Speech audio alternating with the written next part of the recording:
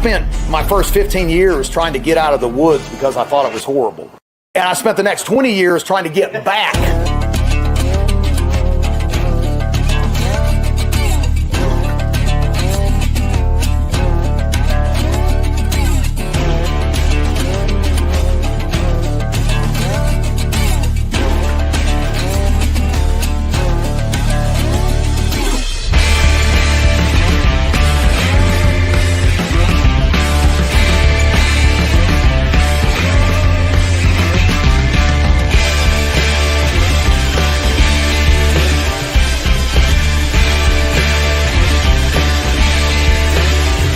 The truth of the matter is we need to be well-rounded individuals like our forefathers were.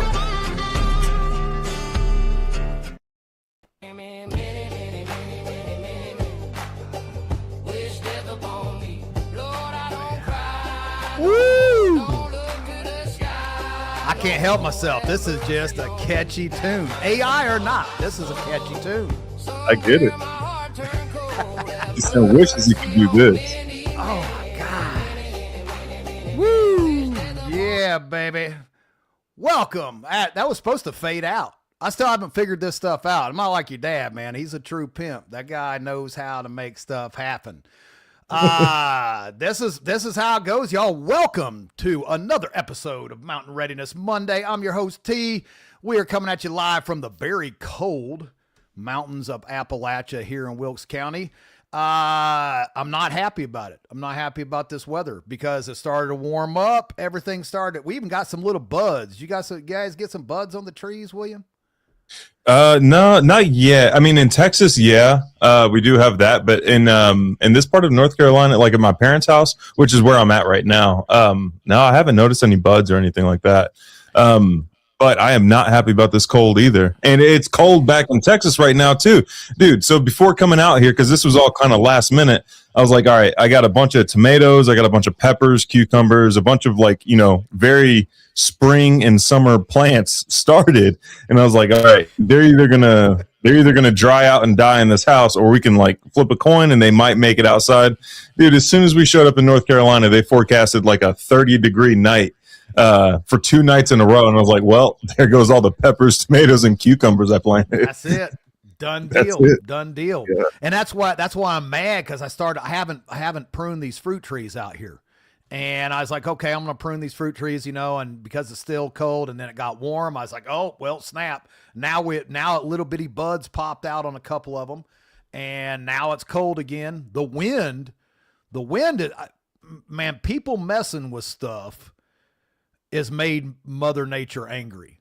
Like I'm telling you, it's just not normal. It's just not normal. And some of the wind that we're getting, it all day long. It started blowing yesterday, all night long. Sound like the walls were going to come down on this house, blowing my goat sheds all over the place, tarps everywhere. I mean, I've got stacks of cardboard, where I save it for putting down for mulch and stuff.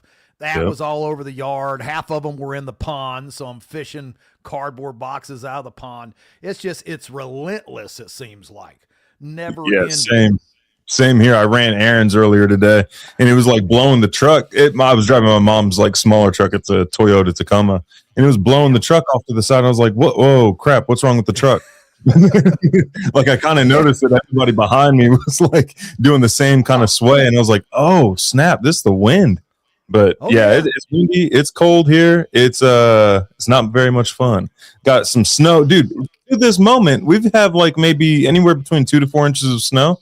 To this moment, my Weather Channel app will not acknowledge that there was any precipitation in the last 24 hours.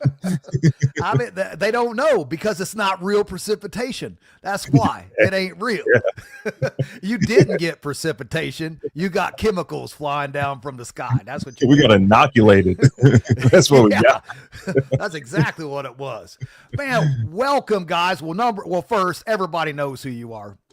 Everybody knows who the Permaculture Consultant is, but I'm going to introduce him anyway. Guys, you know him as a Permaculture Consultant. Of course, part of the Pimp Cast, does all the cool guy things. All you out there, make sure to like, share, subscribe if you don't mind. Make the algorithm gods happy to shine down favorably upon me. Push out this to all the people that I possibly can. Doesn't matter though. I'm not monetized, so I'm doing this for free. That's okay because it's about getting the word out about stuff that matters. Who do we got in the house, man? We got a good bunch of people. There you go. There's a thumbs up there, some eyeballs. Welcome everybody out there. Thanks for being a part of what we're doing. I sketched down a whole bunch of notes and stuff, but I can't read my own writing, so we're just going to shoot from the hip as I always do. As far as what we do with the show tonight. But first, this episode that I don't remember is brought to you by Soil Saviors. Make sure if you want, look, nutritious food needs nutritious soil. It starts right there. This guy right over here he knows this. He knows this as well as these guys here. Scan that QR code, get yourself some Soil Saviors. We even talked about this last time. People's like, well, that's really expensive. I don't know if I can afford that. That's fine. Everybody goes to Mickey D's, good old McDonald's, and spends $100 on garbage for one meal with your children's. And you're actually probably eating human flesh, if the truth be known, from what I'm reading about. Who knows? Yep. Maybe that's just a myth. Maybe. But I think there's something to it. You can't keep triggering me like this. You don't want to keep going down rabbit holes. I can't help it. This is who I am. You know, and I watched a video too, man, that started talking about, well, there's this many cattle in the world and, you know, in the United States and and they make this many hamburgers. I'm like, wow. Like what is in those hamburgers? Because it doesn't sound like we have enough cows. Nope, the math ain't mathing. Your dad and I, we were just on with AJ Richards from the farm. You know, we did that show here last week, which they cut him, or I'm not sure what happened. He made somebody mad and they chopped him out, you know, killed his feed. But we kept talking. But, you know, now, you know, the whole cattle thing, they're trying to tell all the cattle ranchers to, you know, keep their herds and make babies and have more cows because we don't have enough. So not only do we not have enough, but when you do the mathin' that's not mathin' with Mickey D's, like that's how. Yeah. I mean, people ask yourself this, how are we producing all this food? I don't know. Maybe it's a thing, but the more I start reading these Epstein files, the more I'm thinking that there's just a lot of sick, twisted, perverted individuals in the world that do sick, twisted things. And people are just too comfortable here in the good old United States to, I don't know, maybe they just don't care. Maybe we just need to be more hungry or something to get people to wake up. What's your thought on it? There's a reason that all these large meat manufacturing or meat processing facilities are all ran with like illegals. There's a reason for that. It's the same reason that they brought in illegals to work to clean up and do all the muck outs on the roads in Western North Carolina and Eastern Tennessee after Hurricane Helene. It's because it's a population. If something happens to the American population, isn't going to be asking like, oh, where did Jim Bob go? It ain't Jim Bob, it's Jose, and you don't even know Jose, so you're not going to be asking where he went when he gets his arm stuck in the meat grinder. Do you think that they stop processing whenever somebody gets their arm stuck in the meat grinder? They don't stop one bit. And also, speaking of meat processing, here's another reason you should know your local farmers and try to source as much food from them as possible. Tyson. Let's talk about Tyson. That Hillary Clinton chicken. There's a reason she said, I'll sacrifice another chicken to Moloch as a joke during that whole press conference and whatnot. There's a reason she said that is because Tyson manufacturing or processing facilities all have what's called a red room. And there's another reason that they use illegal labor that speak Spanish and no English, so they can't go and snitch to the local population. But each Tyson processing plant has what's called a red room. So as the chickens are like hung upside down, they're going through the whole processing assembly and everything like that. They kill their chickens using electroshock. So if the chicken, and it's kind of hard to shock a chicken to death because it has such thick insulation in the form of feathers. So if a chicken actually makes it through and doesn't get shocked and is still alive on the back end, they'll bring that chicken, save it over into the red room. And then from what people have said about this red room is like, they'll be on the assembly line. They'll see a gang of suit and ties walk on by, go into the red room. They'll be in there for like a considerable amount of time. And then they'll all be leaving the red room. And it's like, nobody's allowed in the red room. It's not even something that's like acknowledged at Tyson. Yeah. So there's that. I've got to check that out, but let's throw that up there, man, because That is K Frasman 1. Look at my big boy pimping in the pimp studio. Go on with your bad self, William. That's for you, Thank bro, you, right Evan. there. Thanks, buddy. Awesome. Awesome, man. That is an awesome gift. Thanks for being a part of what we're doing here. That is cool. That is cool, man. Thank you so much, Love to see that kind of stuff. Remember, y'all, if you got something for a question, now I want everybody out here to think about this. You have one of the best, one of the all-time greatest permaculture consultants around here in this studio, and you can ask all the questions that you want to, and we're going to get to them. We'll get to them for the night's over. So hashtag perma if you got a question for the permaculture consultant. And we will flag that. The great Russ of Oz that's back there behind the curtain, pulling the levers, pushing the buttons, making all the magical things happen so I don't screw it up. We'll get you up there on the screen. But hashtag perma, guys. Let's talk before we jump into this too deep, because we got a Tyson here, man. We got a Tyson here, and I'm going to come back to Tyson because they're sick. Like, after seeing some of that stuff, I did not see the Red Room, but I can tell you some other stuff that I seen, and some stuff that I know is a fact, and you couldn't pay me enough to eat that stuff. Like that, you can take all the money and fold it in half so it look like more, and I still ain't eating it. Still ain't doing it. So that's a lot. That's a lot of money, y'all. And not only is it a lot of money, it looked like a lot of money. So it's nasty, dude. It's nasty.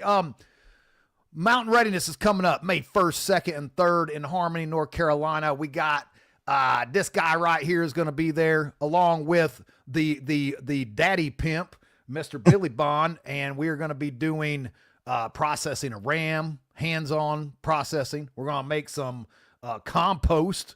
We're going to do some awesome compost while we're there, and get into all kinds of other stuff, man. It's awesome times.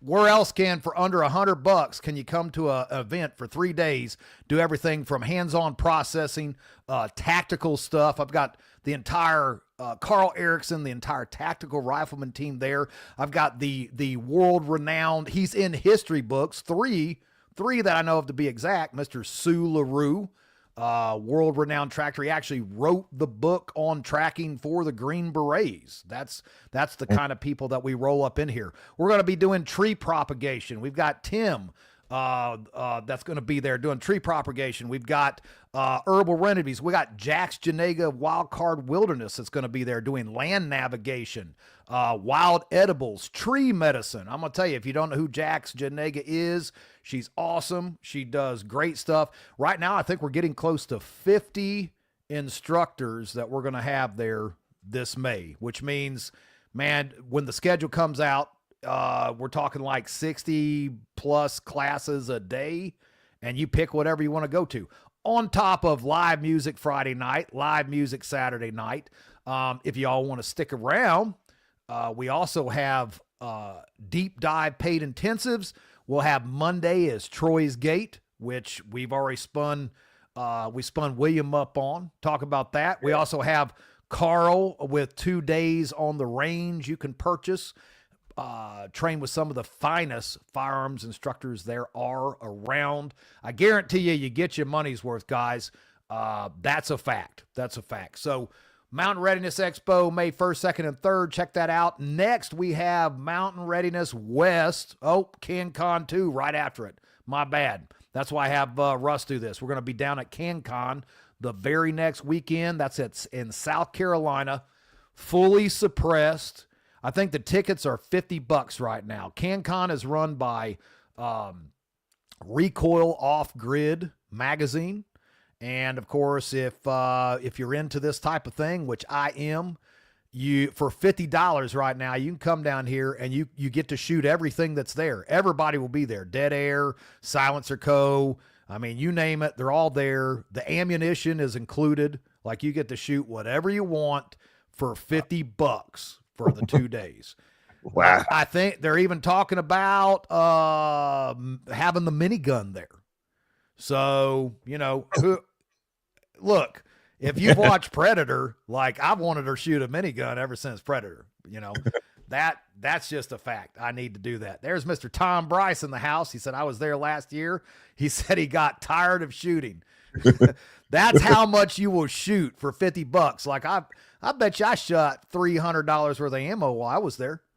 Like it's all part of the deal. Everybody's sponsoring that stuff. So, if you're into that type of thing, CanCon is the weekend right after that. Just a couple hours away down there in Clinton at the Clinton House. Not to be, mistaken or thought that it's anything to do with the Clintons. There'll be no sacrificing to Baal at CanCon. Don't worry. We won't be doing anything like that there. And then Mountain Readiness West, that's happening 24th through the 26th in Swan Lake, Montana.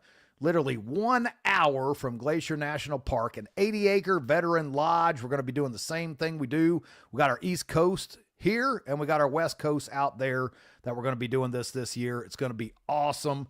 And if you can make it, you should do it. And then go to Glacier National Park. You should go to this on vacation, William. My worry with going out to Montana is not coming back. I know it's beautiful out there. But and then also it's the trap of going there during the summer and not during the winter. So it's going to be like not during the winter, which means basically August. Like if we would have waited to August, we'd have 4 feet of snow on the ground. But I've seen this year. But not this year. They're still warm out there when I talk. Well, actually, I think they finally got a little bit of snow out there in Wyoming. I was talking to a buddy. But like when we were getting hammered at 12 degrees, all for 2 weeks straight here in Appalachia, they were in their t-shirts, 60 degrees running around in t-shirt. They're right there an hour from the Canadian line. That's why. I'm sure there's nothing to do with, big blots on the map being heated in the atmosphere and stuff like that. Nothing to do. I told you on the round 1 of this episode, if you have any questions about geoengineering, go to Dane Wigington's website, geoengineeringwatch.org. And if you go there and if you actually pay attention to the information, you actually look at the information, what I like to do is go to the patents section, click on that, and then you'll see patents going all the way to 1890.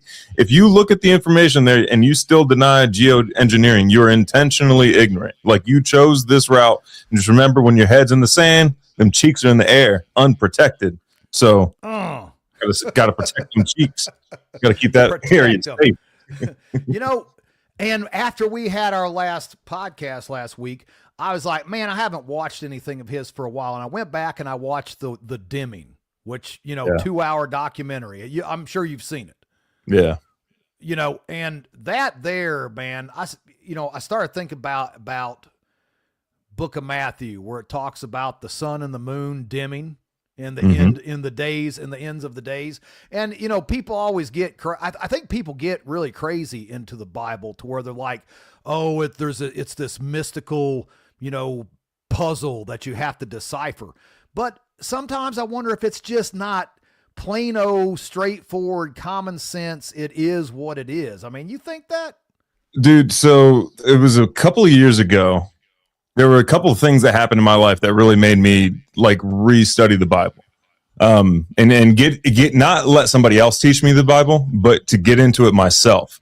And then I noticed like, oh, this does make sense, because my issue is that like you go to a church, right, and then you have a pastor up on the stage, and like the Bible's supposed to be taught in discussion, not from like a teaching up on stage. Because you notice what happens with these teachings up on stage is they'll use like 2 to 3 verses out of context to create their like motivational speech for the day, but they got to hurry up and get done so everybody can go watch gay football. They got to hurry up and end it by noon. Like, how many times that the pastor where I live in DeKalb, Texas, there's a church that we used to attend there, and he would cut out early because a specific team was playing that day. And it's like, where are our priorities? But as far as end times go, if you get into any of the Apocrypha at all, I put a couple of these books through the Prophet's Test, which like you just make sure there's no contradictions with other scripture, and then try to find second witness and everything like that. If you put it through the Prophet's Test, there's no reason you can safely go through the Apocrypha as long as you go through the Prophet's Test. But 2nd Baruch and 4 Ezra were two books that clearly lay out, like they work in tandem. It's like they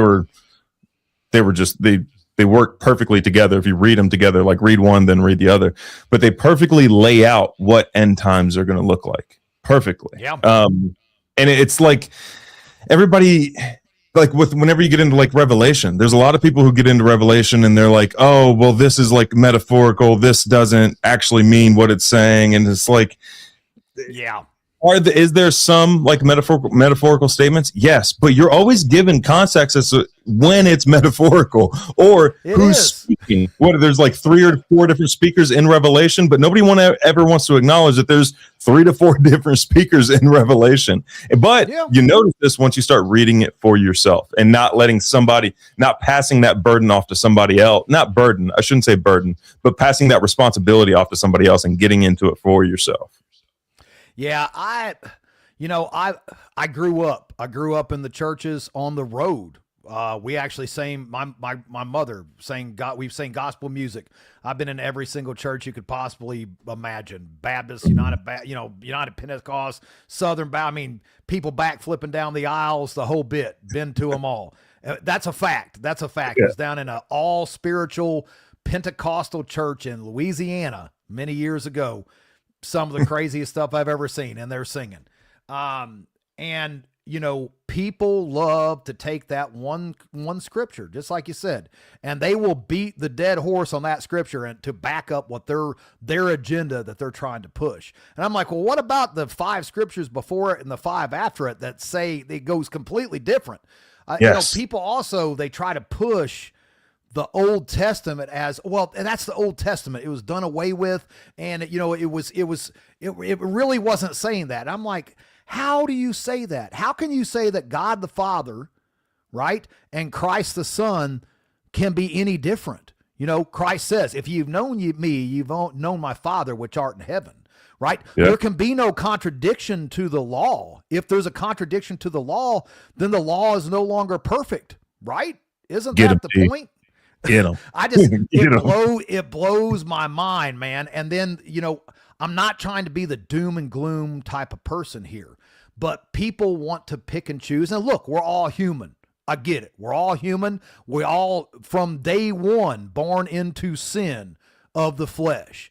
But at the same time, man, some of this stuff is just blatantly in your face. And just like the minister that you talked about, I got to end the sermon so I can get home and watch the game, partake in the Roman games. Yeah. The whole Jesus and God loves everybody and everything's love and it's rainbows and all this kind of stuff. Man, look, I remember God sending the children of Israel into Canaan to kill every man, woman, and beast, take not even his spoils.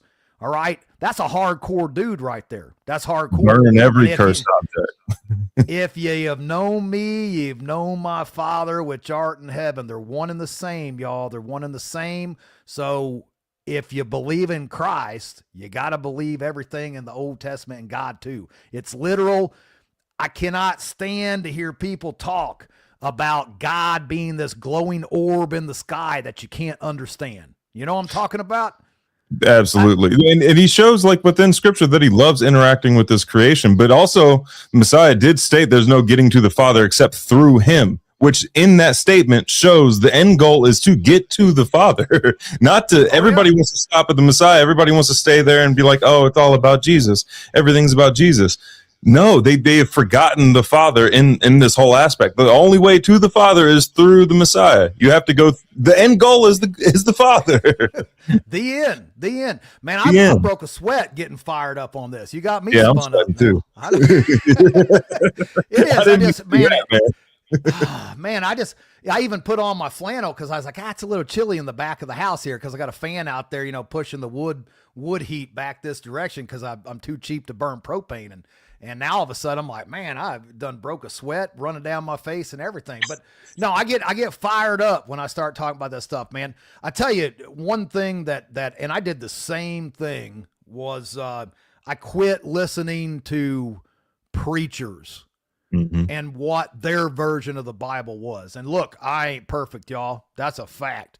But I will tell you one thing. One thing that helped me to understand the Bible more than anything is looking at God, the Father, and Christ as same as we are, because we were created in his image. And if you look through the Old Testament, you look at God jealous, God being jealous. He actually divorced Israel because he was so sick of their crap. Hate. Look, hate is part of God expressed hatred because look, if you don't hate evil, then something wrong with you. Evil is supposed to be hated, not your brother, not your sister, but evil. So, I look at God and Christ as myself. They have the same human traits that we do. They get jealous, they get mad, they get sad, they're happy, all these things. So quit making them these glowing orb in the sky and stuff and the burning bush. Yeah, I get it. He was the burning bush, Mount Sinai. But at the same time, he still has a lot of the same. I mean, we were designed after his image. And also on that note, like in Hebrews, it goes into detail talking about or Paul goes into detail talking about how the Messiah had to be sent to earth and experience life as a man to become a more relatable and better high priest. He lived through in far worse things than what we live through right now. He knows the temptations. I will say, he didn't have the opportunity to experience road rage back then. That's true.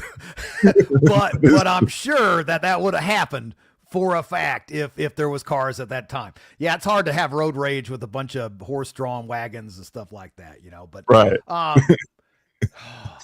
I don't know, man. We got way off course there. Just okay, I can bring us a little bit back on course. There was something that you mentioned about the Mountain Readiness Festival, the tree propagation.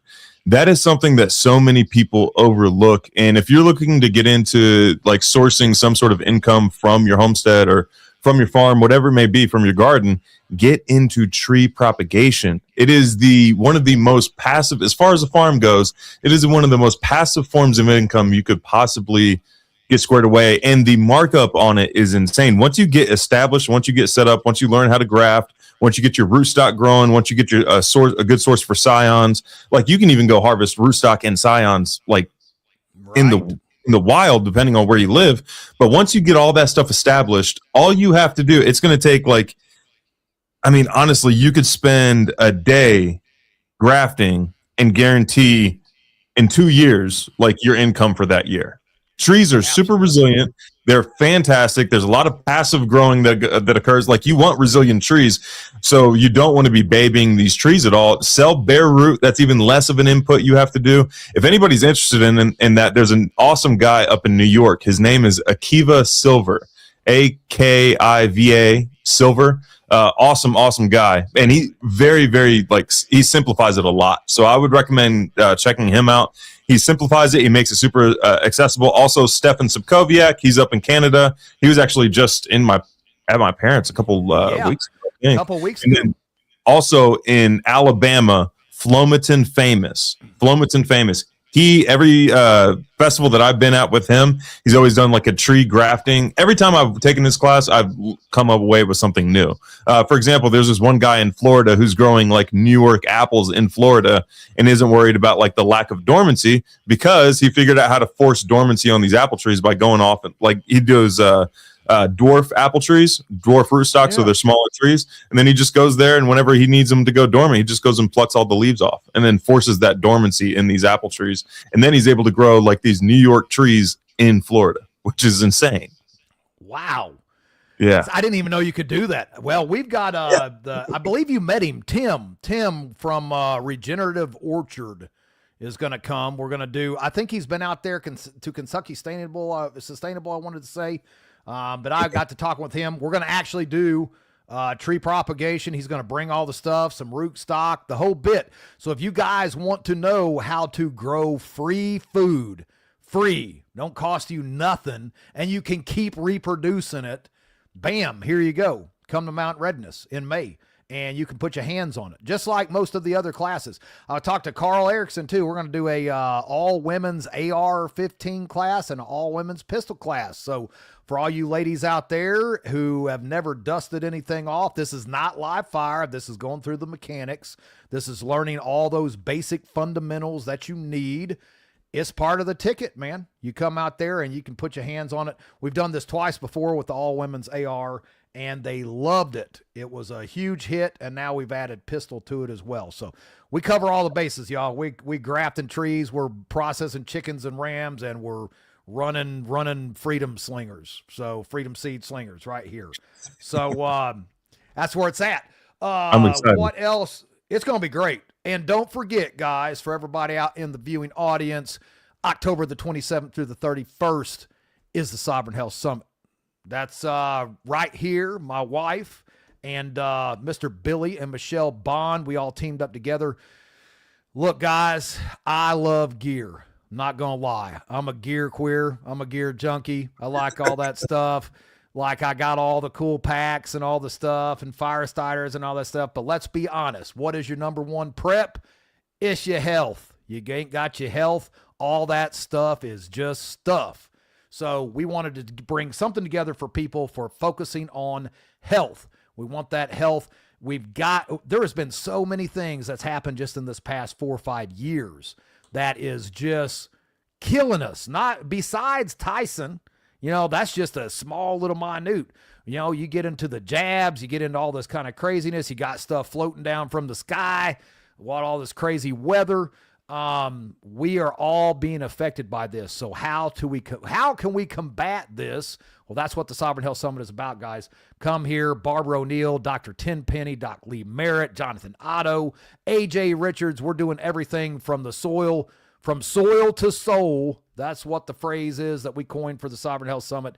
Get y'all fixed up, including myself. I'm looking forward to it. Are you gonna be here for this one too? Oh yeah, I'm absolutely going to be there. And y'all, if you want to meet like a real life, if Cat Williams was a doctor, Dr. Ely is going to be there. He's like a real life a pimp named Slickback. I don't know if anybody's seen the show The Boondocks, but there's a character on there and his name is a pimp named Slickback. And Dr. Ely reminds me of him to a T. He is hilarious. He's very knowledgeable on everything. Yeah, I'm excited to see him again. I saw him at the Healing for the Ages conference over in Dallas. That was with Artist Schmidt group, and then Dr. Ely. It was awesome. He's fantastic. He is the reason I'm gonna become a naturopath. So in the future, I can actually do full-blown consultations on your property and then also on your personal health as well. Because the past, I want to say this past year, I've done a lot of consultations on growing specifically a health garden. Like there was one garden that I came up with the plants to grow in Arkansas, and it was like focused on like this one guy's heart issues and stuff. And then once you start getting into these natural like alternatives, like these whole food alternatives to the pharmacia, basically, you realize like in all the literature and all these testings that they've done, that the whole food option, in their own words, is far superior to their pharmacia that they've come up with. They're like beetroots, for example. They do amazing things for the heart. That Cardio Miracle, that's mostly beet powder. That's mostly beet powder. Yeah. No, I'm a big fan of that. No, I'm fired up. That's going to be a long week, but it's going to be an awesome week. And guys, the stuff that we're doing out there ain't nobody else done. And I'm sure they all will be though, after they see what we've got going on. But even vendor wise, I mean, we've got everybody from EMP Shield to Cell Saviors, Soil Saviors. We've got Wellness Blanket. I mean, you name it, they're there. You can shop, you can eat. You never even have to leave. You never even have to leave the campground. Everything is covered. We're actually going to be pushing on projectors and audio out into the vendor area and the seating area, so that no matter where you're at on the campground, you want to go stretch your legs and shop the vendors, you don't have to miss the speakers on the stage because they'll be right there projected out to the vendors. So bam, stretch your legs, shop, and still listen to everybody talk on the stage. Ain't nobody done that before. That's awesome. Yeah, that wellness blanket. My wife is actually like cuddled up under the wellness blanket right now. She's doing a Bible study right now. But yeah, she's up under that wellness blanket. She's liked it. My mom has liked it. I haven't really tried it. It's a thicker blanket, so I tend to get, I don't know, I guess I'm hot blooded or something like that. I tend to get sweaty under those thick blankets. But from what I've heard, they work pretty well. A palladium lined blanket. Who would have thought? Who would have thought? We were talking to her, your dad and I was like, no kid, I've got to try it out. Next time I'm over, I'm gonna have to wrap up in this thing and see what it's about, because I'm a doubting Thomas, man. Like, yeah, unless I'm trying it out, I've got to see it to believe it. And I said the same thing with Jeff Adams, Mycronic Silver, because he'll be there, guys. Yeah. He'll be there. Not only that, Jeff will be at Mountain Readiness in May. He's going to be teaching a class on silver. So we've got him coming out to all these events as well. There's another guy. Yeah, scan that right there. Get you some silver. I'm going to tell you right now, guys, I have never used any silver products with the exception of, silver dollars and water and stuff like that. I'm a believer in that. But all the stuff that's out there on the market didn't make a single bit of difference to me. Didn't feel any different. Didn't do nothing. But this Mycronic Silver of Jeff's, I started coming down with the bug, man. And he had just sent me a package. And I was like, what's the worst that could happen? It doesn't work. Man, in 24 hours, it was gone. I used the nasal spray and the therapeutic, you just take orally. That stuff knocked it out flat 24 hours. It was like it never existed. My wife got rid of a UTI with it. We got rid of an ear infection in the baby with it. Yeah, that stuff is awesome. Yeah. And it's a big difference in the typical colloidal silver that you buy especially if you're buying it at the store. Like, there's a huge difference. Yeah, definitely go the Mycronic Silver route. I want to try his deodorant. I still haven't tried his deodorant yet, but I do want to try that. Have you tried it? I have not, but have you tried the tooth spray, the toothpaste? No, I haven't tried that one. No, I'm still on the last batch of toothpaste that Dad sent to me to test out. I'm like, well, this stuff is amazing, dude. Like, I've been brushing my teeth with, now I use the Redmond stuff, the clay. It's got the clay and salt, the Redmond's toothpaste. It's all right, but it doesn't really do anything for your breath. I'm not going to lie. Hey, look, man, I'm not knocking you, Redmond, by far. I'm an affiliate, right? And I still use your stuff, but I got to be honest, like, it didn't knock out the duty breath. It just didn't. This Mycronic Silver stuff, you just, 5-6 sprays in your mouth and you brush your teeth with it. Not only does your teeth feel like it's just crystal clean, but you got good minty breath on top of it. And it doesn't, unlike the other stuff you get at the store where if you swallow it, it kills your pineal gland. This stuff doesn't. You can eat it. Doesn't make any difference. Yeah. Yeah. So if you got breath that smells like you've been chewing on 40 buckets of booty, go ahead and get you some Mycronic. Get you some of that Mycronic tooth spray. And I just seen this pop up and I'll forget if I don't bring it up. Difference between colloidal, nano, and micro. Have not a clue if you go back and watch Jeff Adams, but I will tell you this. The Mycronic Silver, somehow Jeff has produced this to where, how does that work? How does it work? It's like he bonds it with an oxygen molecule and something else to where instead of only lasting 6 to 8 seconds under your tongue, this stuff literally lasts in your body for like up to 8 hours. To my understanding, so like colloidal silver colloidal just means it's suspended in like a liquid substance. Nano and micro are like two different sizes.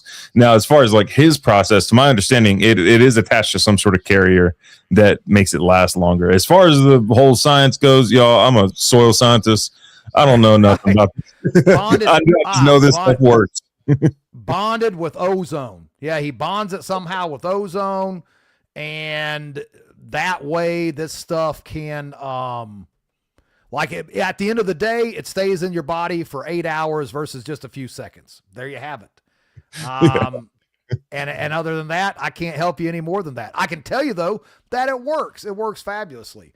I I think we were talking. Here's something that I can tell you that's completely off subject because we just bounce around. I'm like, I got like serious ADHD or something, man. I'm just all over the place tonight. Yeah. But Tyson, have you seen the vats that they dip everything in? I've seen Pilgrim's vats. I have not seen Tyson's vats. No, dude, it's bleach. It's like bleach. That's why the chickens are all nice and white, pinkish color and all pretty. Like one after another, they just go into them. Chemical bleaching as it goes down the line. And what a lot of people don't also know is that for some reason, Tyson likes employing convicts, and they bring people in from other countries who don't care as well. And they have them working like the third trick, the third shift stuff in the processing areas and in the gut room, doing all the work that nobody else wants to do. Let me be completely honest with you here, guys. I know some law enforcement that hauls them over to the Tyson plant here and picks them up and deals with them when they get into fights and all that kind of stuff in the plant. Guess what? They also do not so good things to that raw chicken that you eat. Man. Yeah, that's a fact. I'm not even lying. I don't even like to say that, but I want to get the word out, y'all. This is what goes on when you don't know where your food comes from. Man, you know that ain't nothing but demons. Do that to a chicken? Oh man. To a dead chicken. To a dead chicken. Either like, one. Not even bad. Yeah, I mean, but it's another layer of sickness. You have bestiality necrophilia. Man. I didn't even know you could combine the two. I didn't know that either. But yeah, you got to stay away from that Tyson. Chickens are too easy to raise to be going through Tyson. Yeah, I mean, okay. So Tyson is one of those things that a lot of like new homesteaders immediately get into is raising chickens. They'll typically do their first batch of like broilers. The reason that they usually end up quitting is that they realize like they're not making, their reasoning is that they realize like it's not saving them any money from not buying chicken from the store. For them to like do a small batch, let's say they're doing anywhere between 30 to 75 chickens, right?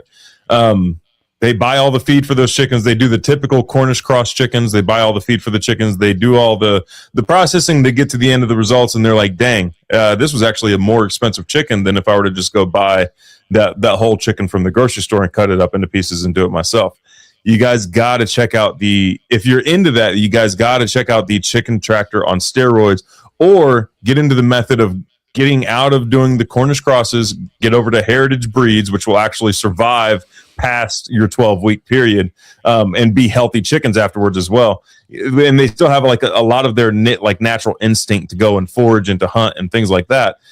Get out of that, grow your own food, and then do the chicken tractor on steroids. If you guys can if you can team up with somebody else and utilize their waste streams. For example, if you have like an elementary school next to you, you know how many like gallons of milk that they're throwing away every single day? Go dumpster diving, go get that milk. Universities, if you're near a university, UNC Asheville, they get rid of like 400 to 600 pounds of food every single day, and it's organic for the most part because of who they're catering to and who these people are buying food for. Warren Wilson over in, I think that's either Swananoa or Black Mountain, North Carolina. They get rid of a ton of food, and those purple breathing Marchies, they got nothing but the cleanest possible food. It's all going to be vegan, but that's okay because we're raising chickens and they'll get their protein from the compost. But yeah, check out the chicken tractor on steroids. If you're getting into raising chickens, you can do laying birds, you can do meat birds or broilers, either one. You can do both of those there. And then not only are you raising your animals for free with no feed inputs, you're also making, after your 4th week, you're making a 1 cubic yard of compost every week that you do this. It is labor intensive, but it is. You're trading that for the price of feed. And also, where's this feed coming from? Like they say it's organic. They say that it's soy free and stuff like that. But the testing for organic is just garbage. It's not a standard at all. It's basically like, hey, I agree not to use, there's percentages in organic, y'all. There's depending on which color the label is, the organic stamp. If it's green, it's like 1%. If it's black, then it's like 90% organic and stuff like that. Like there is no, in my eyes, there's no percentage on organic. It's either is or it isn't. It's either sprayed with chemicals and toxins or it isn't. And they don't, there's very little like follow up done on these organic farms. Once they kind of do the paperwork and they get inspected, there's very little follow up. And then a lot of the times they're permitted to use still some pretty horrible stuff. And all of it means nothing if they're growing in acidic, depleted soil. It's still just garbage for you. If it's grown in acidic soil, all of those heavy metals in the soil, which are present in everybody's soils, just depends on whether they're bioavailable. Once it hits a pH of 4.5, all those heavy metals are bioavailable to your plants. It gets sucked up into your plants, and then you eat that, and it accumulates in your body. All that can be fixed just with good soil biology. All of it. Bam. That's it. There you have it. That's the show. Yeah. He nailed all the points down right there. Sorry, buddy. No, that's good. That's good. And let's jump over here. We got some questions. They're piling up, man. Everybody's fired up tonight. Cool. Russ, man, he just said in the private chat, he said after that Tyson chalk, he said this show is definitely getting taken down. Yeah, probably so. It's probably happening. I've noticed that really the main things we get taken down for is if we talk about any like direct medical alternatives. So as long as like we kind of stay away from that topic, like not saying that anything on the elemental periodic table of elements will cure such and such, then we should be good. We're good. Should. That and certain seeds, you can't talk about seeds that can stop certain things in your body from happening. Let's see here. Heidi West, she says, what's up with the circle chemtrails? All groups of 3 oversight. Man, it ain't just South Carolina. I hate to tell you, it's everywhere. And I don't know about the circle ones, but it probably has something to do with atmosphere being heated up. I don't know though. Not in this area. It's too cold. So two thoughts on that. First one is the first thing that came to mind might be sigil magic. Like we're dealing with some like very evil Luciferians. You think they ain't doing some sigil magic above us? So there could be that, especially with all these people that'll like post pictures of like, oh, look at this like smiley face above me. This is pretty obvious.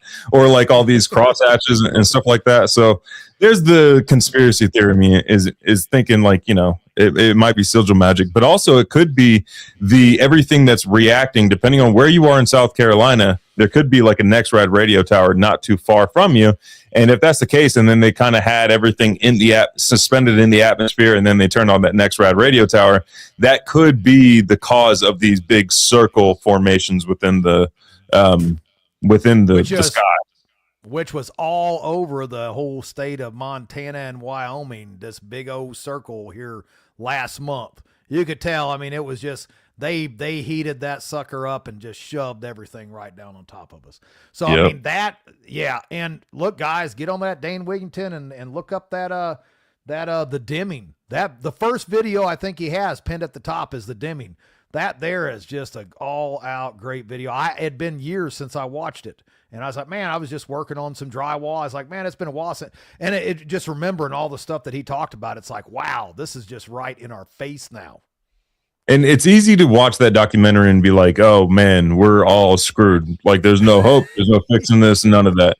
I do want to reiterate, there is hope. There are solutions to all of these problems that we're talking about and everything. There are, like, again, the Bill Mollison quote is like, even though the problems become increasingly more complex, the solutions are still shockingly simple. Like, okay, there's geoengineering going on. Crap is hitting the ground. We need to focus on our soil biology to be ready to take up any of those toxins that are going to hit the ground. Also, I would implore everybody to check different ways on how not to pay taxes, because we're all funding this crap. We're all paying for it all day long. There's a website that I'm not saying I went to, but I'm saying it, you know, there's some decent information on there. Taxfreedomlawschool.com. Check out taxfreedomlawschool.com. And you realize the only reason you're paying like income tax, for example, is because you agreed to it. You ain't a citizen of DC, so you're not mandated to pay income tax. I mean, let's throw something else out here too. Yeah, let's throw something else out here too. Like, I'm not saying that, you know, all the grocery stores, basically 90% of the whole world is, you know, owned by these certain, you know, large conglomerates like a BlackRock, Vanguard, A Street. Yeah, but you guys, if you can grow your own food as much as possible and raise your own chicken, and you don't have to go to Wally World and stuff like that, that's owned by all these big corporations, and you raise it yourself, all of a sudden you once again are pulling money out of that beast. You're pulling that money out of it. You're not funding it. And see, I'm going to need some new conspiracies, please. He says, I mean, give us a couple more minutes. We'll bring something up. So, but yeah, man, become self-sufficient. I mean, that's why they got rid of the victory gardens and all that kind of stuff. Oh, because yeah. they need your money. They need you to go to work to your little cubicle and stare at your little computer screen and, you know, be a little good worker ant, so that you can be controlled and you can't grow your own food. And there you have it. You can't control a population that's not dependent on you, dependent upon you. Yeah. So let's create the alternative. Snap card. There you go. Nothing against it. If you need it, yeah, it's got its place. Blah, blah, blah, blah, blah. But that's the stuff that they put in place to control the population. And man, you control the food, you control the world. So man, I'm down for well, real quick, I'm down for anybody who can get SNAP benefits or welfare or anything like that. If you can get it, get some of that money back. Get as much of it as you can. I ain't seen a refund in years. It has been years. Man, ain't nobody handing no SNAP cards out, especially like during the shots, you know, the vax stuff, they had all the little checks that they were passing out and stuff. Nothing. Got nada. What a ripoff, man. What a freaking ripoff. Well, let's see here. Go through some of these comments. It says 4 million people served, not count. Yeah, that's true. It does say 4 million people served. Now that you mention it, didn't even think about that. Let's see. He said the audio needs some help. It's blaring on one end, quiet on that. Well, that's because William has a pimp filter on his microphone, and I still haven't purchased one. Same mic. I just turned my audio down just in case, just so it can match and stuff like that. There we go. Well, I try to eat this mic. I get all up on it like this and see if that'll help too. Sorry about that, brother. I don't know all this technology stuff, and so I thought by buying this high-end microphone that it did everything. Come to find out, you got to buy more stuff. Yep. Yeah, they get you with that. I remember. Okay, so for this setup here, when Dad first wanted to do the podcast, I was like looking up on the forums, on the videos and stuff like that. I was like, what all do I need? And it never seemed to be like a complete list. So I hit up my buddy Tony from the Confessionals, and I was like, hey, what setup do you have that we never have to buy more stuff for? It's just a complete setup. So the only reason that this is set up the way it is because I hit up a professional podcaster and was like, hey, bring me to the end goal. Get me to the end. You got to text me what it is that I need, because I forgot from the last time we did this. Gotcha. I'll send a photo. I have no idea. Let's see. Apparently, a bill of band geoengineering Wyoming. Not surprised at all. Kind of like that whole let's keep spraying glyphosate all over everything, and that's completely fine. And you know, look, I voted, but man, I didn't vote for that. I can tell you that right now. Now, with the chemtrails and banning it and everything, like you notice Tennessee banned the spraying of like the chemicals in their sky, but they still have chemtrails because they only banned it to a certain altitude. They only banned it at an altitude that they don't even spray out anyway. Oh, snap. Yep. The dog opened the door somehow. That freaked the crap out of me. Gotta love that. Let's see here. He said, we'll just go down line. He said William could clean a steer before he could tie a shoe. That's probably a fact. Your dad was saying that you guys knock out like a sheep in like 20 minutes between the two of you. It's packaged and ready to go. That's impressive. Teaching takes about 4 hours. About 4 hours. But if it's just me and Dad, then we can get through it pretty quickly, especially once we kind of get into a flow.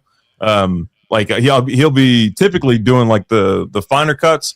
I'll be doing like the cleanup for the grind, or breaking down larger cuts so he can do the final cuts. And then after that, we all jump on the packaging, and it goes pretty quickly, especially with the sheep. They're super easy to skin too.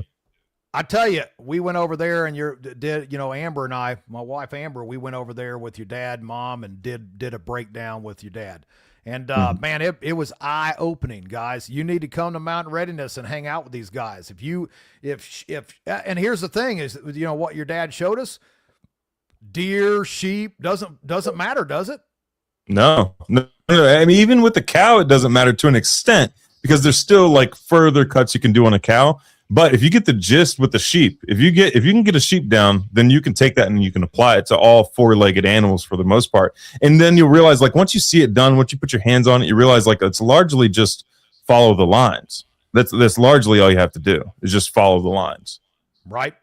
No, and those lines are a little gray for me still. I'm not going to lie. There's a little gray area to those lines, but it's just, here's the great part is you can't mess up. Right? Because if you cut the wrong stuff, it just goes in the grinder. Bam. We took that and mixed it all up and made homemade gyros. Amber did. She did sourdough pita bread.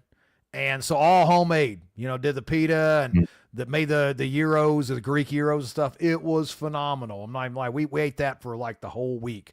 Let's see here. Who's your pioneer? How can you talk about mycronic silver, but Heidi gets taken down if she mentions colloidal silver?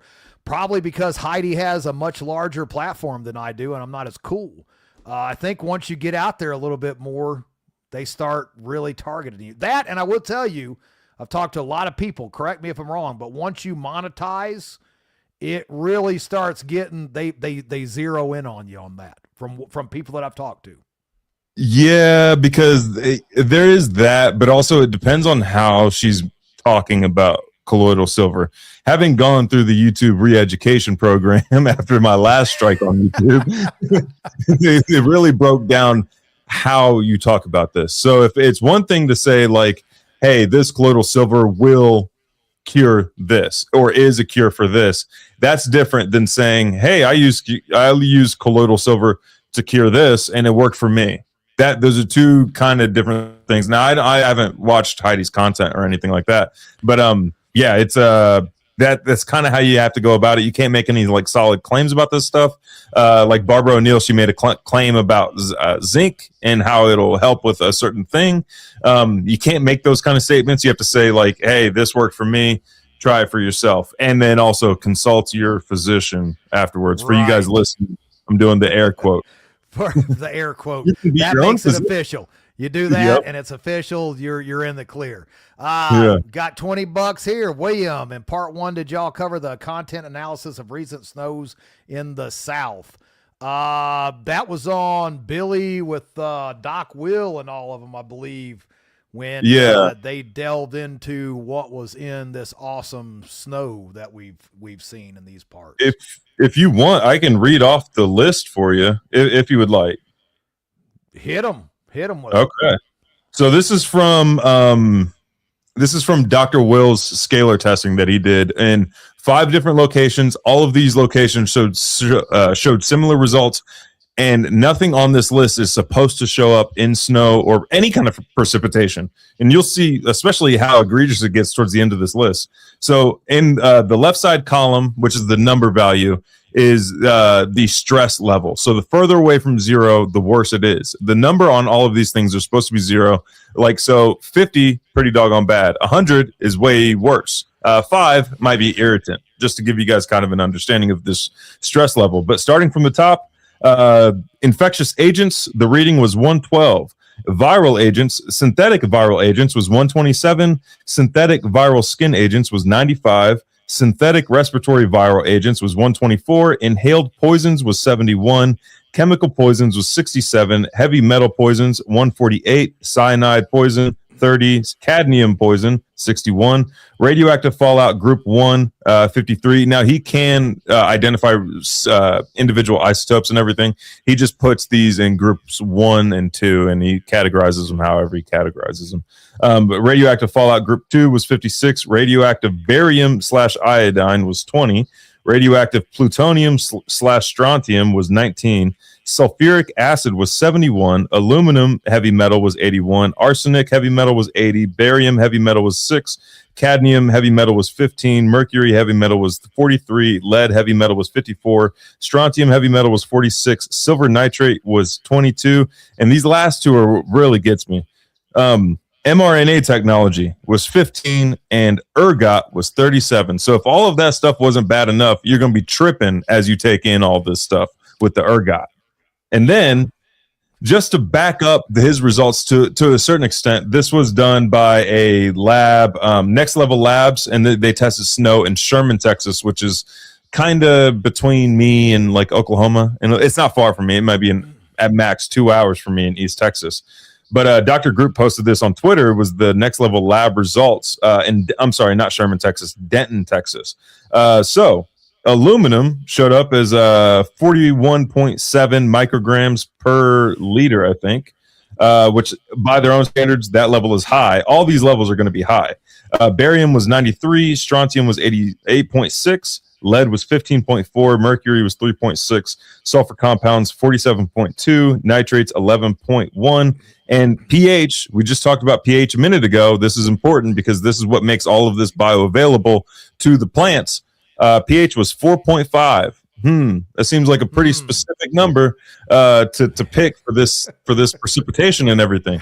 And again, y'all, all of this can be solved using biology. What dictates your pH are the microbes. The microbes adjust the pH according to what the plant needs. If the plant shoots down sugars into the soil, with that sugar comes in a grocery list, the microbe has to go and get it, and they have to break down, creating enzymes. They have to break down what that plant needs from the sand, silts, rocks, organic matter, all the ingredients in the soil, and that's what creates pH. So to fix your pH, don't put any of these concrete ingredients or anything like that, like the gypsum, the lime, all that type of stuff. That's going to cause like worse conditions later on.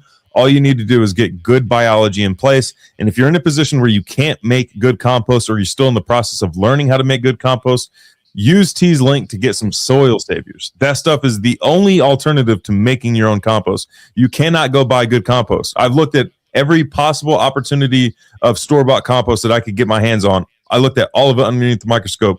None of it had biology, which is ridiculous because the whole point of compost is that it's a microbe farm. Like, we're using it to grow microbes. We're using it to not just have microbes, but have higher levels of microbes that you don't typically find in soils. So that way we can strip off those microbes in like a colloidal form, I guess, and doing a compost extract, and then apply it to where we need it. And then that compost that we stripped, we can throw it back into the compost to get re-inoculated, and we can keep doing that cycle for like typically a period of 3 months before we start like coming down on the levels. It was like a peak period for about 3 months in compost before you start coming back to normal soil levels, normal healthy soil levels, I should say. But once those microbes are in place, once you get a batch of soil saviors, like inoculate your compost with it. And every time you make a new compost pile, take a piece of that old compost pile, like a starter. Think of it as like a starter. Or doing kombucha or apple cider vinegar, you take a piece of that mother and you put it in the new batch.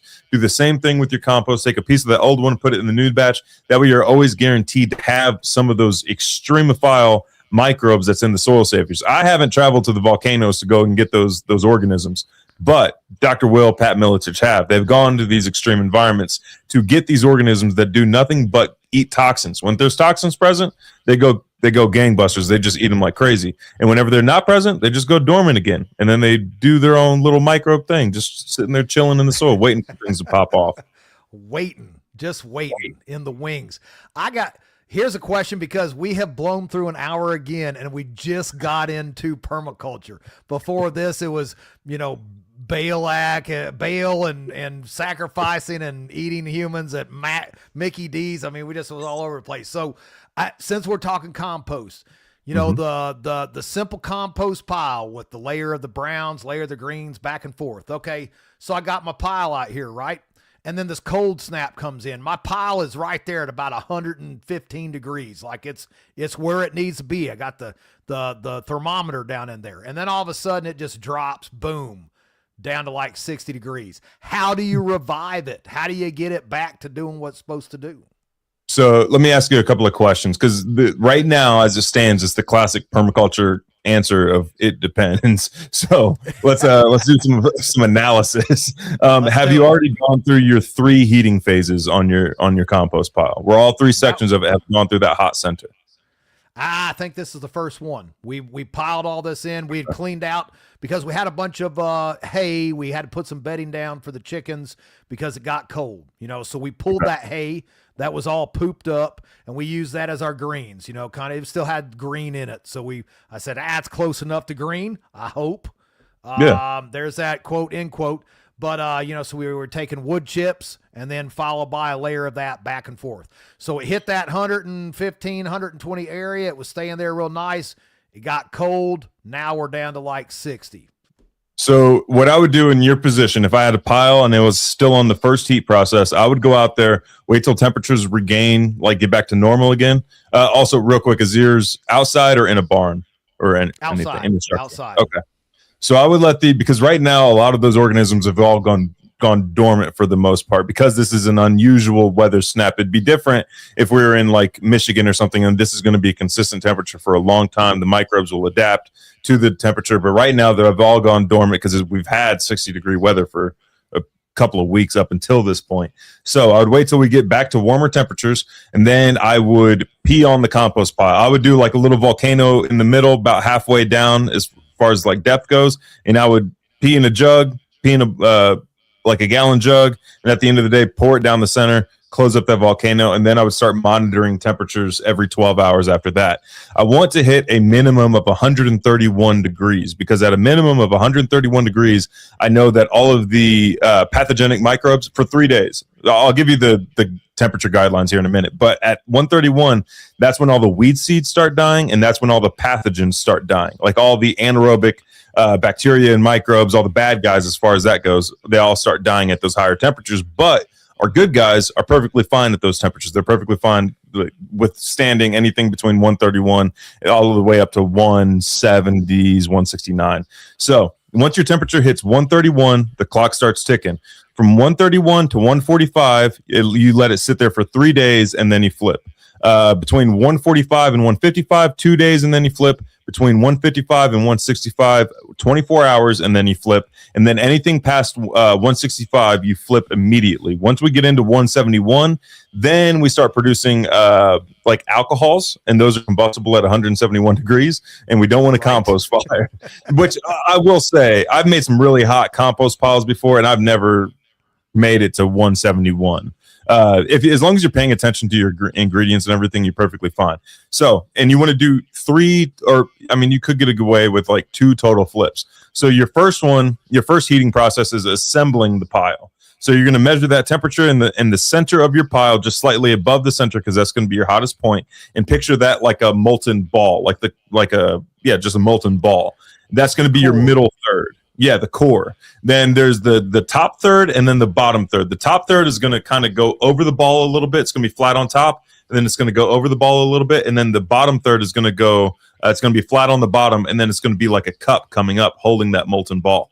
So my next flip, once it hits those temperatures for those extended, like for those periods of times, I'll flip off the top, put that off to the side, put it on a tarp. I'll pull that off. And then my middle will become my new bottom. Everything on the tarp will become my new middle, and then my old bottom will become my new top. And then I wait for the temperatures to rise up again for the prescribed periods of time, and then I'll follow that same process. So I'll take off the old top, put it off to the side, put my old middle on the new cage. That's going to be my new bottom. Take my old top, put it in the middle. It's going to be my new middle. And then my old bottom is going to be my top. So if you picture it in 3 sections, everything moves down one, the bottom one moves up to the top. And if you do that for a total of 2 times, it's a lot different in the flips compared to the 18-day compost pile or the Berkeley method of compost pile. Far less labor, far less flips, and it's more of a strategic attack on your compost, and like it's flipping it the minimum times necessary to make sure everything goes through that cleansing process. And then another thing that can help with like just overall maintenance is trying to make sure that all of the pieces that you're putting in there are all about like 1/2 inch to 1 inch in diameter, like a 1/2 inch to 1 inch in size. I don't know if you grow sweet potato vines or anything like that, but those are awesome compost ingredients they're just a pain in the butt to flip unless you go over it with a mower or if you throw it in a wood chipper or something like that, Right. and break up those vines. But if you can get everything to about a half inch to an inch in diameter, you're going to be pretty doggone good. And then whenever you assemble your compost pile, rehydrate everything and let it soak in water the night before assembling your compost pile. So that way, you know that everything is back up to like a perfect 50% moisture content. Man. Okay, now that may be that's helpful right there in itself, because I was not doing that wet it down before reassemble thing. I was just kind of just spraying it, hosing it down. Now, what point are you inoculating that with the soil savers though? Are you using that to re-wet it down? No, so with the soil saviors, because I know that everything in the soil saviors is clean, I'm not going to be introducing any kind of pathogens. I'm not going to be introducing any kind of heavy metals, weed seeds, or anything like that. I'm going to do that after the heating up process. So like we talked about the flips and the heating up process, but it's even if you after you've done your last flip, it's not going to be ready to use just yet. You're going to let it sit there until the center comes down to ambient temperature. So if it's 100 degrees outside, you want the center of your compost to be about 100 degrees, give or take 10 degrees either end. So at that point, I know that my fungi has hatched out of their dormant stage because they don't really like heat very much. I know that they've hatched, they've started multiplying, and then I've got the predators cycling in as well. The predators of the bacteria, of the fungi, things like that. I got my predator cycling in. That's when I would add my soil saviors, is once the temperatures come down to ambient temperature, and then and that's when you would add anything you would want to. This gets a little bit more complex, but that's when you would add anything like steel cut oats to increase fungi, or volcanic rock dust to have a bunch of minerals bioavailable to these organisms. That's when you would do any kind of additives like that, is after it's come down to ambient temperature. But once it comes down to ambient temperature, wait about a week, 2 weeks, and then you can pretty much guarantee, if you did everything else correctly, you can pretty much guarantee you've got what's called biocomplete compost. And biocomplete compost is what Dr. Elaine Ingham is the standard that Dr. Elaine Ingham came up with whenever she was doing a lot of her soil. And her goal was like, all right, so at what biological level do problems go away? Do disease go away? Does, I got bumper crops every year. All my tomatoes are grade A tomatoes. I have no bruised, diseased, bug-ridden tomatoes or anything like that. And that's the standard. And it depends on what you're trying to grow. But it's basically like if I have a gram of soil, half that gram of soil is going to be living organisms.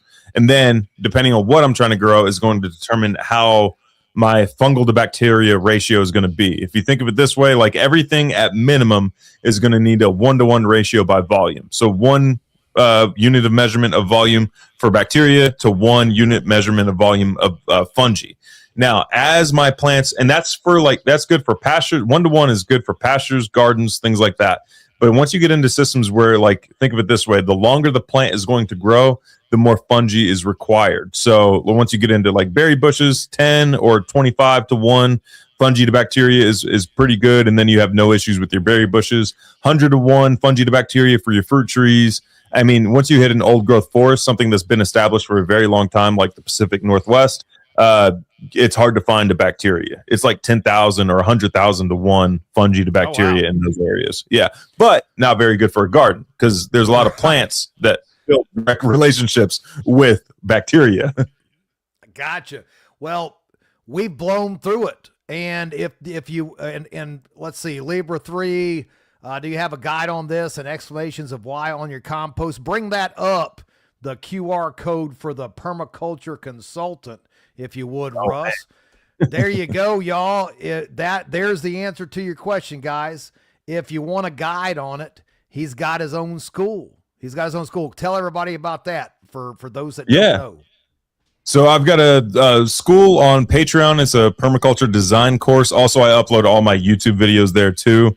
So that way you guys can watch ad free. Also, little hint, if you do want to watch YouTube ad free, just go through the Brave search engine. Just use Brave search engine and you get no more ads. But if you want to support a pimp, come on over to the Patreon and then also get everything that I know about permaculture. We're going through the permaculture design manual. We're on chapter 8 right now.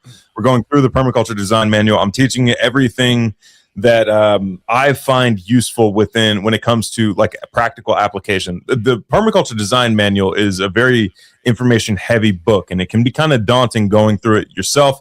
Your first time, you're like, dang, I didn't realize I was getting into this many different hard sciences and soft sciences just trying to grow some doggone tomatoes. And it doesn't have to be that complicated. I simplify it and then teach you the practical application. You can get in for as little as $5. And if you want to get certified and become like a teacher or a consultant, you can do that as well. The reason I started it was because I was frustrated with all the bad consultants out there. Like, do you know how many consultations I've done directly after another consultant and everything I'm saying is brand new? That's ridiculous. Yeah. That should never be the case. That should never be the case. There's a lot of people who are taking like not fake. I wouldn't say they're fake. They're just not correct permaculture design courses. And then immediately going, before they get the experience, they're immediately going and teaching, which is insane. Or they're immediately going and consulting. They don't know how long these systems take. They don't know how long like maintenance is required on a day-to-day period. They don't even know like, oh, you know, life happens and I'm not going to get everything done in my first year. How do I still get around that and still progress on my farm or homestead or whatever it may be? But that was the impetus for starting the permaculture design course, was all the bad consultants out there. And I want to put in some really awesome experienced consultants after they take my course and everything. And then if you want a consultation, as far as your compost question though, if you go to my channel, and you click on most popular videos, all of my most popular videos talk about compost. I think I might have a couple playlists talking about compost, but all of my videos, I talk about compost in almost every single video because it's the backbone to everything we're trying to do. And if you want a consultation, hit up my email. It's linked in the description of every single video that I do. If you want a soil biology test, we were talking about biology earlier, hit up the same email, just say, hey, I want a consultation or I want a biology test. And then I'll look at your soil underneath the microscope and see what's there, what needs to be there and stuff like that. But yeah, that's what I do. Oh, you're muted, buddy. You're muted. There. I actually, what I was slurping on this coffee right here, and I was like, I'll mute that so I'm not making all these slurping noises on the live. But no, I'm gonna have to jump on there myself, throw some money to the pimp, because I'm still green, man. I'm still learning. I'm still trying to, try to get this good, awesome compost, and it's getting there.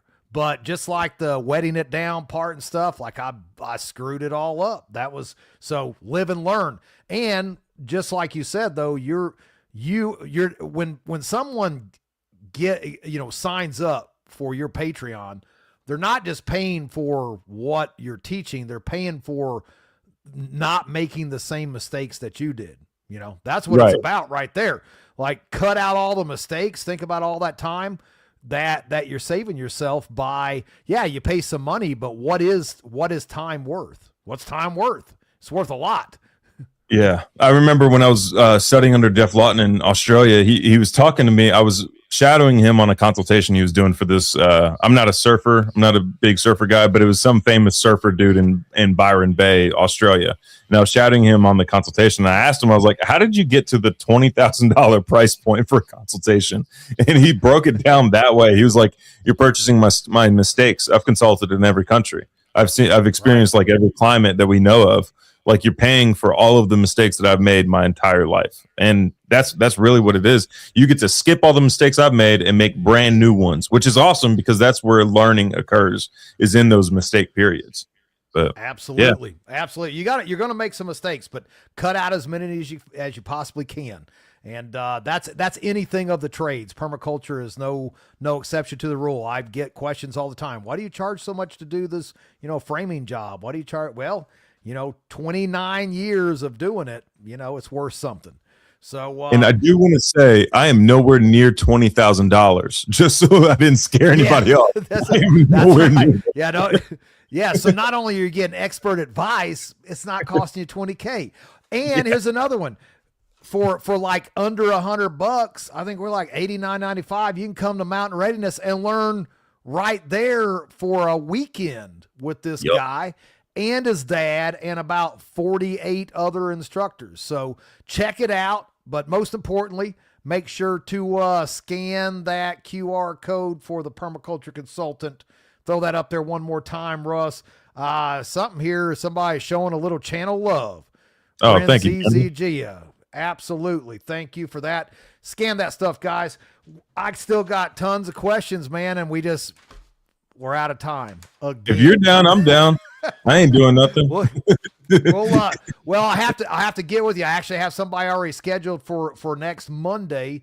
But before Mountain Readiness, we got to do this again. And actually, I will do my best to try to focus on questions instead of be like, they're eating people out here. I mean, it's like an episode of Alex Jones. It's like InfoWars on here. They're turning the freaking frogs gay. The frogs are gay. So, man, I appreciate you, William. Thanks for coming on here, man. It's always a pleasure hanging out. It's awesome coming on here, dude. I appreciate it. Appreciate it. You guys know the routine, man. Stay safe, stay ready. We'll see you next Monday.